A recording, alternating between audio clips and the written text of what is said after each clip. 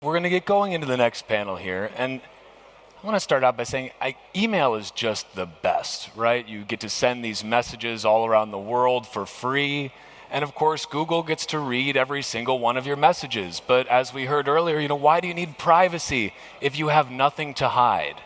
So this next talk is a bit of a eulogy and a warning. It's the death of decentralization in SMTP. Please welcome Jameson Lopp, co-founder and CTO at CASA. Let's give him a warm welcome. Ciao, Lugano. I'm Jameson Lopp. I'm the CTO and co-founder of CASA. And it is often said that those who do not learn from history are doomed to repeat it. So today, we're going to review 40 years of history of SMTP.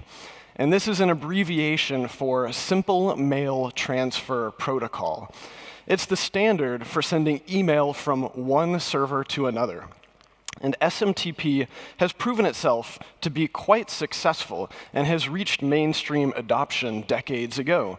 It's used by billions of people on a daily basis. So, you probably know me as a Bitcoin educator and engineer, but my previous career involved working on software and infrastructure for an email marketing company called Bronto Software. When I started working there, our clients sent out about 100,000 emails a day through our servers. By the time I left a decade later, that number was over 100 million emails per day. So I had a front row seat to the challenges of scaling email infrastructure to massive levels. And what I learned was that email deliverability is an incredibly complex problem that can only be partially solved by technical means. So let's start at the beginning. In 1982, Jonathan Postel published RFC 821. It's defined the SMTP protocol. Now, in the 1980s, the internet had not yet been commercialized, and it was comprised of a small collection of military installations, universities, and corporate research laboratories. Connections on this network were slow and unreliable, and the number of hosts was small enough that all of the participants on the network could recognize each other. The first email was actually sent between these two different machines that were in the same room that were connected to ARPANET. Now, ARPANET was the predecessor of the modern-day internet. In this early setting, SMTP's emphasis on reliability instead of security was reasonable, and it contributed to its wide adoption.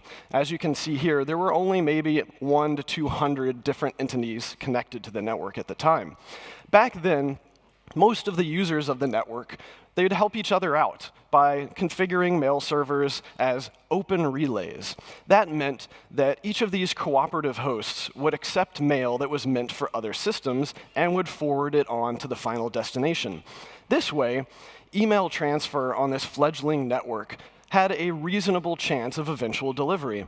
And most of the administrators of the machines on this network were happy to help their peers and receive help in return.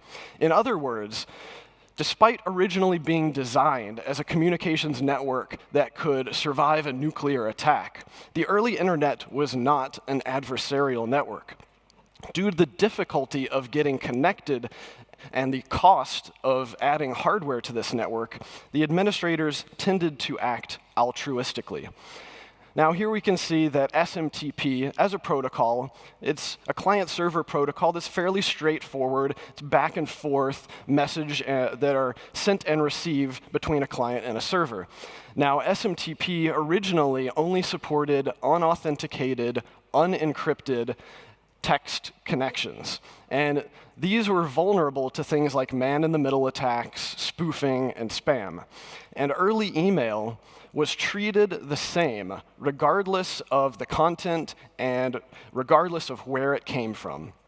As long as you followed these very basic rules displayed on the screen, you could expect that your message was going to reach its destination. Now, in 1995, another RFC 1869 defined the extensible simple mail transfer protocol, and that established a general architecture for current and future extensions to SMTP, because there were a lot of missing features. Some of these features were things like messaging and authentication. Those were introduced in the late 90s, and they described new trends in email delivery. Now, originally, SMTP servers were internal to an organization and primarily used within an organization. But over time, they found themselves relaying more and more mail that was external to the organization. So the problem here, as a result of the rapid expansion of internet adoption and World Wide Web in the 90s, it meant that SMTP needed some additional rules for relaying mail and authenticating users to prevent the relaying of unwanted spam. Now, as spam became more prevalent, these rules were seen as a way to provide permission to send mail from an organization, as well as to add some traceability. So, what is spam? It's just mail that the recipient doesn't want to get. It's existed since 1978, when this guy, Gary Thurek, earned the title Father of Spam after sending the first unsolicited email marketing message to hundreds of ARPANET users. He was promoting a new product for his company, the Digital Equipment Corporation, and he claims that this one email earned him $13 million in sales. The resulting outcry was sufficient to dissuade any other users from sending a spam email for many years. However, this changed in the 1990s. Millions of individuals discovered the internet, and they signed up for inexpensive personal accounts.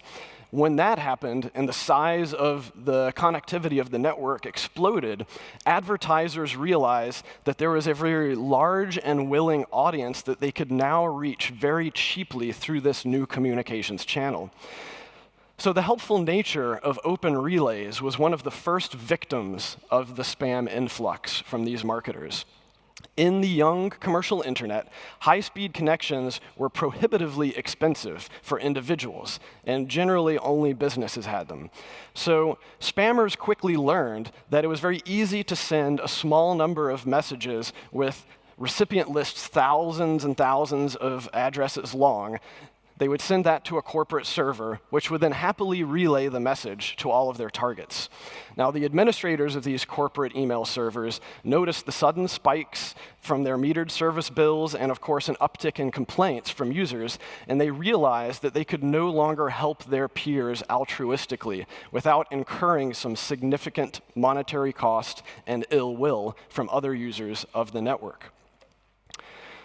So SMTP, which was designed with reliability as a feature, it now found itself needing to be redesigned to purposefully discard certain messages. This was a foreign concept, and no one was quite sure how to proceed. The first step was to close these open relays. And email server administrators argued, they argued loudly and at great length about whether this was a necessary move or even a good idea. In the end, though, there was consensus that the trusting nature of the old internet was gone, and it was harmful to make that assumption in this new setting.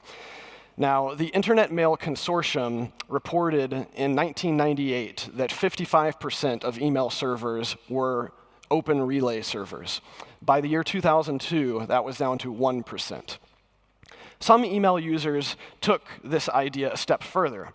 And they decide not only would they close their systems as relays, but they would no longer accept incoming messages from other servers that were acting as open relays. They eventually began to share these lists of open relays with their peers by adding specifically formatted entries into their domain name servers and allowing for anyone to query the servers for that data. This was the beginning of the first DNS black hole lists, and they were highly controversial. For example, administrators debated whether it was acceptable to actively test other servers to see if they were open relays. And then they discussed what procedures a system administrator should have to follow to remove their server from these blacklists after they disabled their open relay. One of the earliest blacklists was the Mail Abuse Prevention System, or MAPS. MAPS is actually spam spelled backwards. Now, being certain that there was an absolute right to publish anti-spam blacklists, MAPS even published this How to Sue Us page because they were inviting spammers to sue them in order to create case law around this issue. In 2000, MAPS was a defendant in no fewer than 3 different lawsuits from marketing companies. In 2001, they actually started requiring a paid subscription in order to access their blacklists, making it, one step further more expensive for people to be a part of this network. Now, their stated purpose was to educate users to relay mail through a quote-unquote acknowledged internet service provider, rather than running their own email servers. Because doing this would bring various advantages. ISPs can, in general, better afford to monitor the traffic going through their systems and help avoid viruses and hijackers and other threats. And furthermore, it paved the way for more effectively enforcing new policies like SPF, the Sender Policy Framework, which relied upon end-user SMTP authentication to block email address abuse. But this can also prevent people from using and publishing their own proper SPF policies. So the first victim of collateral damage from this was actually the mail servers who were blocked through no fault of their own. This often happened when overzealous blacklist administrators would add entire blocks of IP addresses to their lists, rather than going through and getting only the specific IP addresses that were abusing the spam.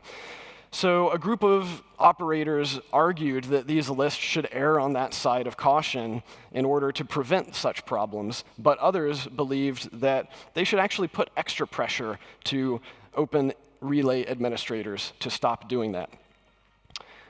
In the early 2000s, the United States started to set standards for regulating commercial email with the CAN-SPAM Act. This was signed into law by President George W. Bush 32 years after SMTP was first defined.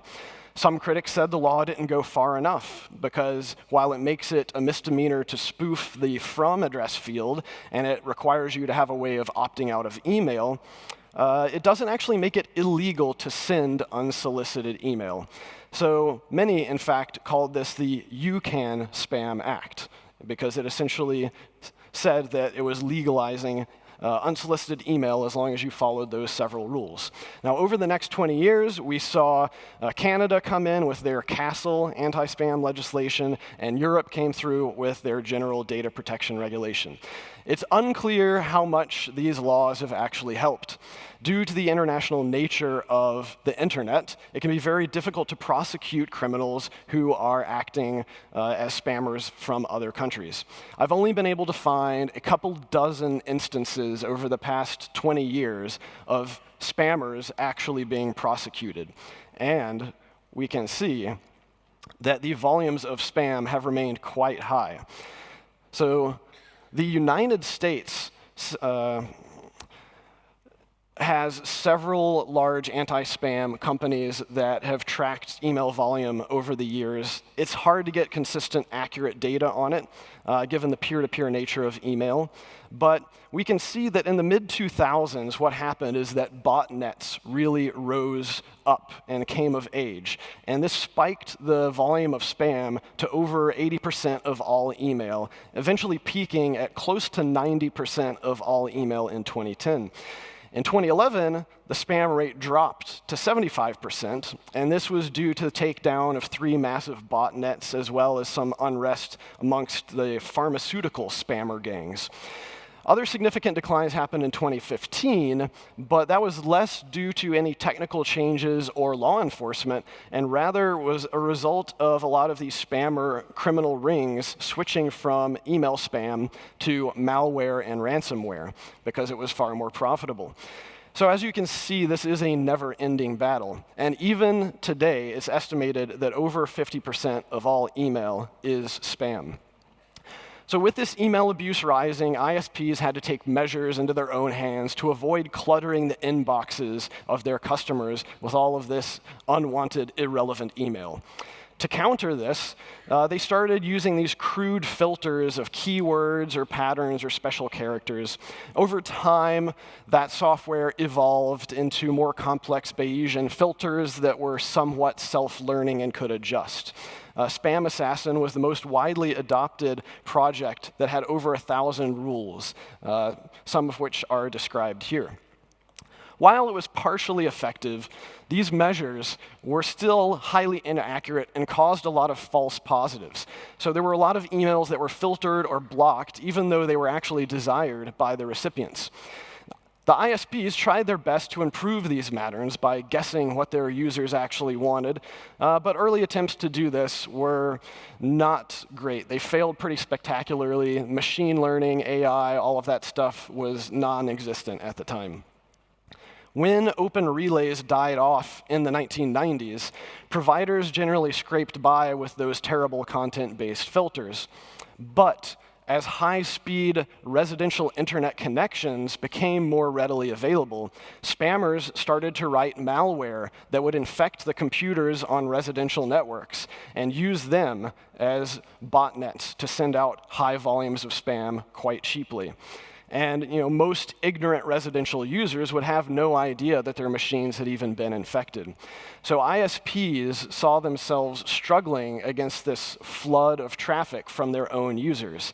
And the only thing that they could come up with to stem the tide was to completely block all internet traffic on port 25, which is the port that is defined to be used by SMTP. So the fact that email spam filtering was so inaccurate led ISPs to start offering channels of communications between senders and other ISPs. This resulted in the creation of whitelisting for legitimate senders to try to get around the limitations of these content-based inaccurate spam filters. In other words, this was the beginning of the quote-unquote postmaster department at ISPs. It worked pretty well for a while, but of course, in order to get senders to deliver their emails, even this new way was not bulletproof. This started to be abused, and the ISPs often still didn't have enough data to really understand which senders were legitimate and which emails were really wanted by the recipients. Having a good relationship with the ISPs actually started to become a very crucial part of being an email sender, because these decisions were now human rather than machine automated. The next major development that happened in email deliverability was actually the standardization of reputation scores. Things like sender score and reputation systems emerged at this time. These were done to further reduce false positives, and they started adding things like authentication mechanisms with the sender policy framework, sender ID, domain keys, identified mail. If you're familiar with how any of these technologies work, you might see that most of them are reliant upon centralized gatekeepers. Gatekeepers that assign IP addresses, gatekeepers that control domain registrations. None of these actually provide email senders with any type of self-sovereignty. The fatal flaw with choosing to implement reputation that was based upon delivery filtering is that there is no decentralized online reputation service. So as such, what this created was a new industry of highly centralized meta protocol layer reputation services that were essentially on top of the decentralized simple mail transfer protocol. As spam became a bigger and bigger problem over the years, and the quote-unquote accepted solution was this reputation and identity, it imposed a really high cost on being able to process large volumes of incoming email. It did not scale for the average user. The complexity required to maintain these lists had to be outsourced to specialists, and thus it increased the cost of doing this to basically the biggest businesses in the game. Now, as a result, where are we today? over 90% of email users are captured by 5 corporations. This centralization ended up producing non-economic solutions to spam prevention. And today's email servers will actually, at a protocol level, claim to accept incoming mail, but will actually delete it as soon as it is received.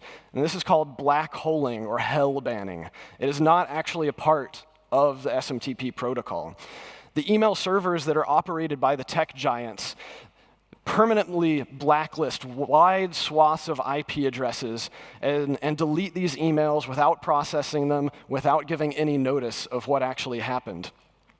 The back-end infrastructure that is required to do this runs algorithms across massive data sets so that most of the spam that is sent doesn't end up in your inbox. Does this work? Sure. But it comes at great cost, a cost that few even realize is being paid. Now, in 1997, Adam Back realized that the root problem of spam was that it was cheap to send. He published the Hashcash white paper as a solution to impose a cost upon sending email as opposed to receiving it. Won't go into all of the details, but Hashcash is a cryptographic hash-based proof-of-work algorithm that requires an amount of computational work in order to compute this puzzle. The proof, however, can be verified efficiently and with very low computational cost. So what do? You essentially add this Hashcash stamp to the header of the email that you're sending to prove that you have expended some modest amount of CPU cycles to calculate the stamp before you sent the email. In other words, because it is mathematically proven that the sender has taken some certain amount of computational effort and energy to generate this stamp, then it's unlikely that they are a spammer. Because in order to do that at an extremely high volume would be computationally prohibitive. So Spam Assassin actually implemented Hashcash in version 2.7 many years ago and would assign a negative score to any email that came in, making it less likely to be filtered out. However, even though this Hashcash plugin existed in Spam Assassin, it still needs to be manually configured by server operators to look for certain address patterns. And as a result, the vast majority of servers, even those that use Spam Assassin, don't actually use Hashcash. So you can actually see here a very rare glimpse at some software that implemented Hashcash on a server. Not many server software ended up implementing it. Why not? Well, one reason is that there was a bit of a chicken and egg problem for Hashcash adoption to work at a global level. In order for it to really work without massive disruption, you would want almost all email users, both senders and receivers, to nearly simultaneously upgrade their clients and servers to require Hashcash. Of course, this is a nearly intractable problem when you have millions and millions of people that are using a protocol.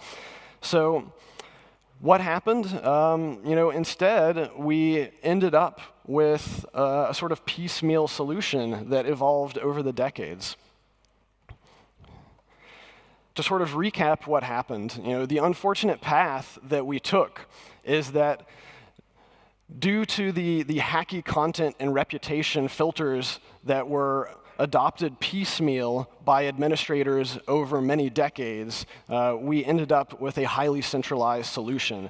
This was essentially a multi-decade decline and degradation of the email network, as the proverbial frog was slowly boiled in the pot, and individual server administrators would eventually throw up their hands and give in to the new email overlord tech giants, because they found themselves pushed out of being able to afford to operate sovereignly within the network just by following the actual protocol.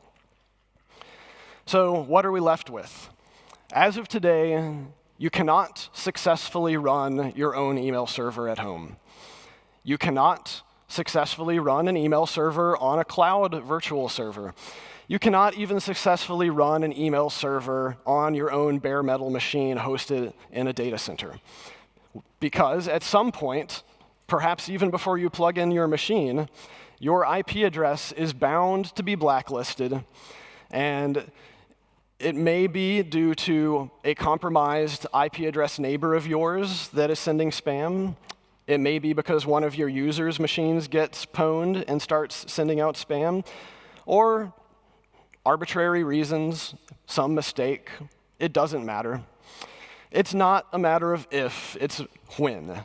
One wrong move or unfortunate circumstance, and you could say goodbye to your email deliverability. Game over, no recourse.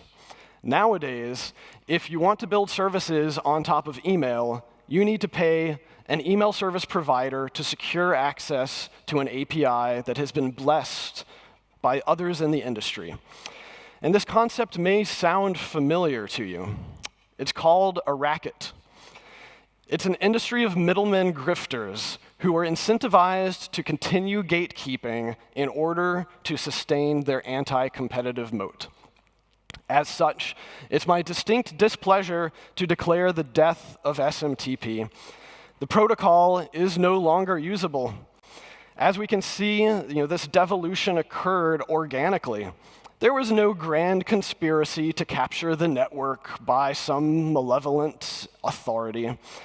There was no single inflection point at which everything went wrong, but rather it was the compounding effects of many minor engineering decisions over several decades that did not make any effort to prioritize preserving the low cost of operating your own email server. You could perhaps call this commercial capture. I'm ashamed to admit that I was part of the problem. I never even saw it as a problem at the time because I wasn't looking at the big picture. I was a single engineer.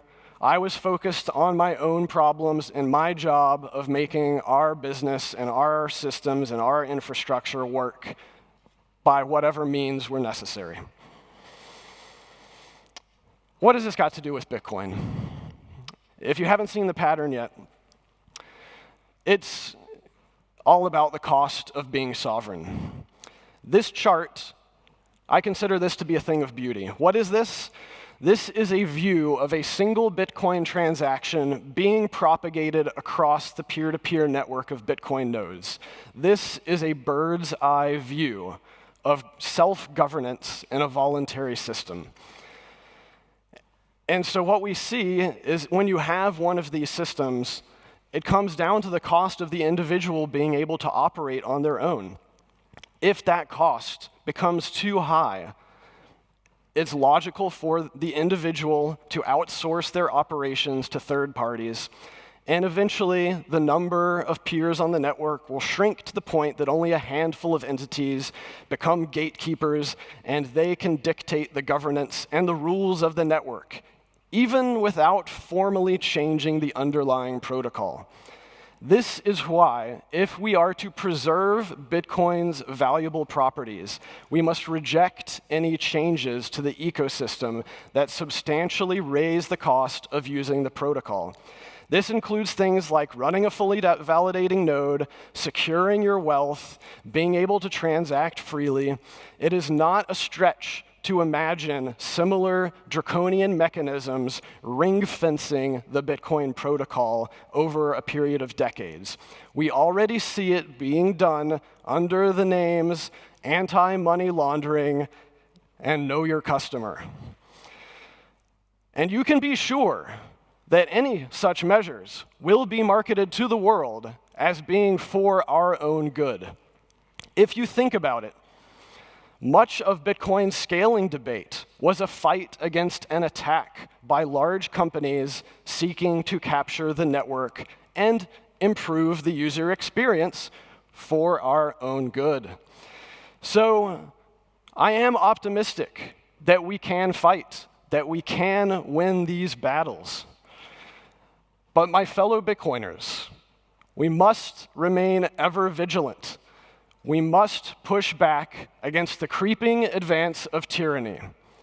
Because if we become complacent, if we settle for convenience over security, then we can expect that this elegant protocol will morph into a monster. Thank you.